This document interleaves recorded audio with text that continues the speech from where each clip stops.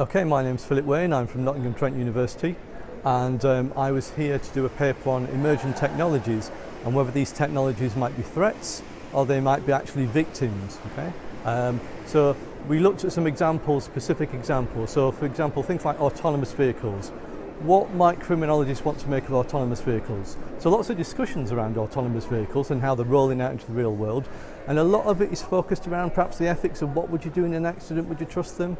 But actually we need to think about, if these are going out in the real world, also how would we design them, how would we defend them, how would we protect them against becoming victims of crime themselves? If I spot some nice autonomous vehicles trundling along that I know are full of goodies, then I might decide that I want the goodies that are in them. I might also decide that I want to ride on them or to vandalise the vehicles. So a lot of the design around them is about protecting people, but there's a little public discussion about how to protect the vehicles themselves. Another example of this kind of technology is where we've got drones, which a lot of organisations are trying to put out there. Again, classic example, can be used one of two ways.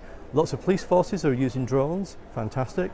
But also, we know that drug cartels are using drones, other types of criminals are using drones, they're using them to observe the security forces, they're using them to ferry drugs, etc., etc. So, like a lot of these technologies, as they roll out, they're not necessarily entirely novel things, but we have to think about how we would deal with it. We also talked about robots in the session, for example.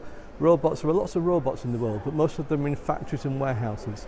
However, that's beginning to change as robots begin to move out into the real world, as it were. So now we have robots that are in shopping malls, robots that are in railway stations, they're often used for security purposes, etc. So how do we interact with those? And if we're going to use robots for substituting real police officers, can we give things like robots the powers of arrest? These are not just remotely controlled things, these are actually autonomous things. So these are all the kind of things that we need to begin thinking about as a discipline and contribute to that wider debate.